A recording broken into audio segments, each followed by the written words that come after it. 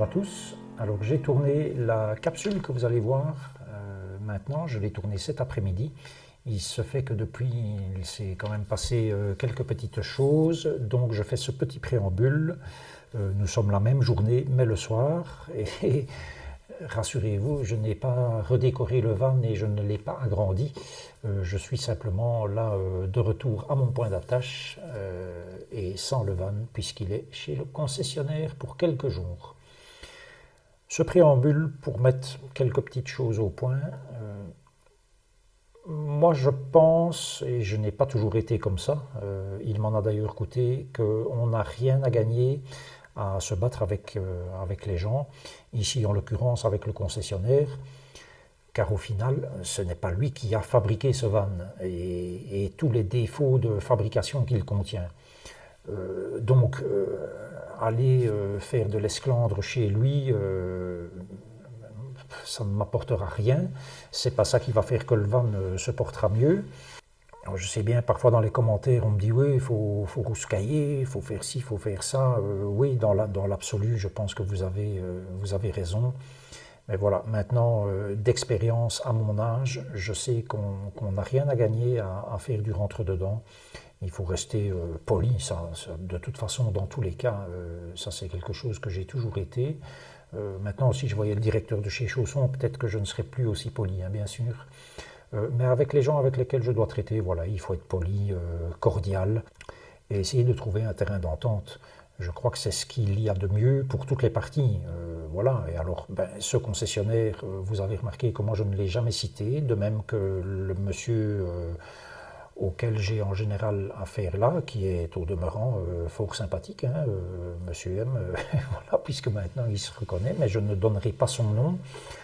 Parce que de un, je n'ai pas son autorisation, de deux, qui n'a peut-être pas envie, et que de trois, je pense que ça ne se fait pas, voilà. J'ai toujours eu de très bons contacts avec lui.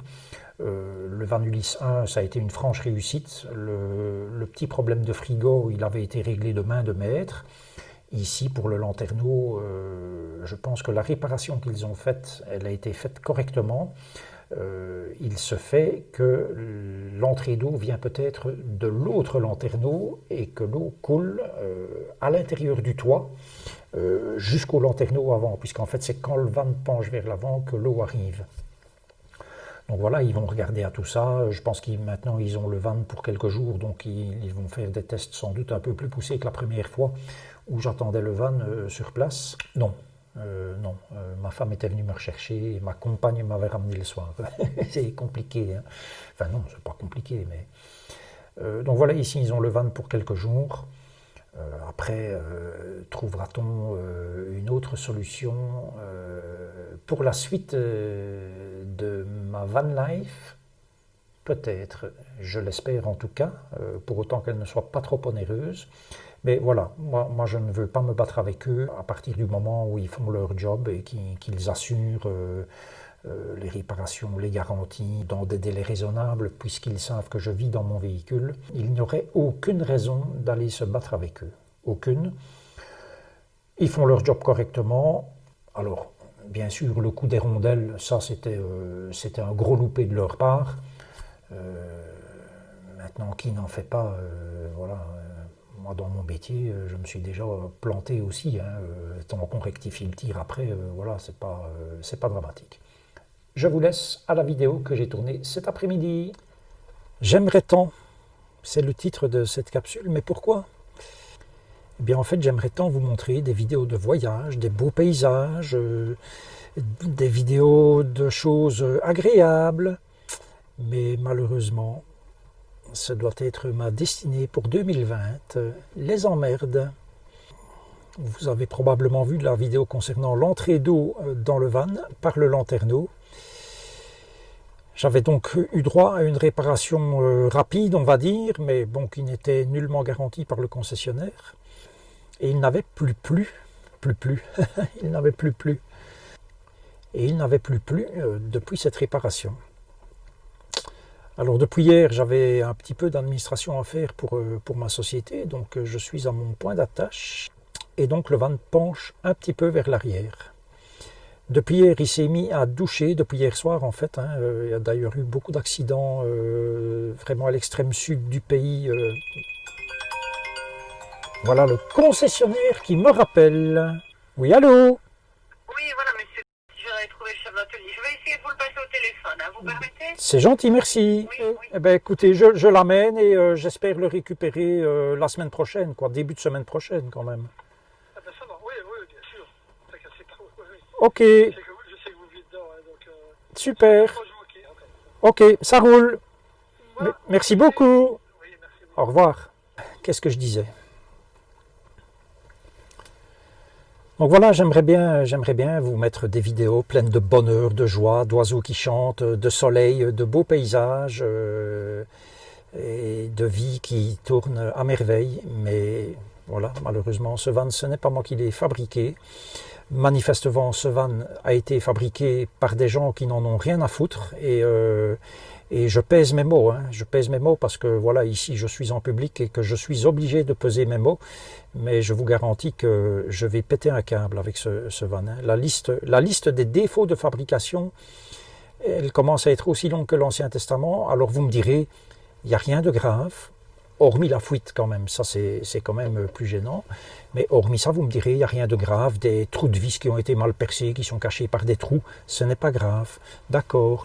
Des verrous de fixation de baies vitrées qui sont mal placés, vous me direz, ce n'est pas grave. Ça n'empêche pas de rouler avec. Le store qui ne se ferme pas convenablement, vous me direz, ce n'est pas grave, non.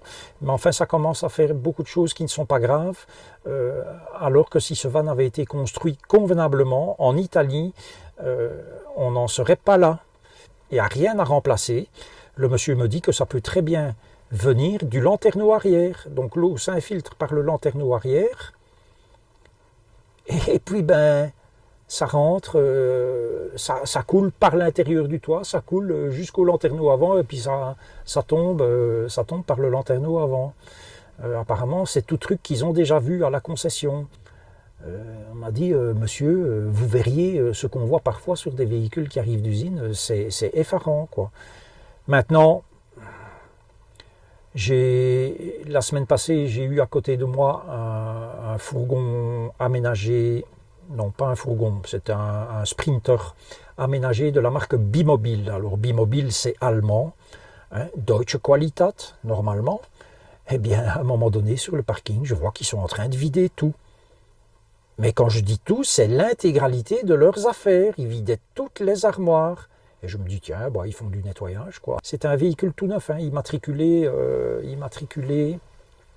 une semaine avant, et ces braves gens avaient une fuite d'eau. Le véhicule était tout neuf, un jeune couple avec 3 filles, et voilà, ils cherchaient la fuite d'eau, quoi. Bimobil, la marque Bimobil, voilà, allez voir sur internet, hein, ce sont des véhicules qui permettent d'aller barouder et de crapahuter partout autour de la planète. Ben voilà, fuite d'eau après une semaine. Donc voilà, je suis malheureusement encore contraint de venir aujourd'hui avec une vidéo pas joyeuse, quoi. Pas joyeuse, voilà.